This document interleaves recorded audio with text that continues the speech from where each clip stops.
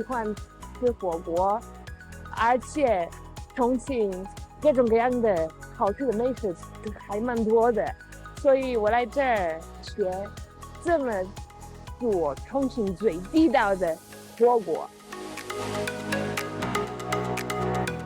I have been studying in Chongqing University 4 months.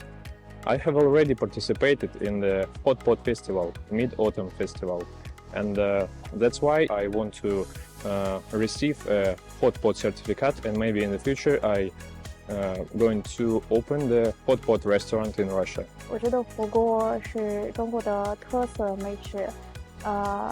我第一次吃到火锅的时候，我感觉味道特别棒。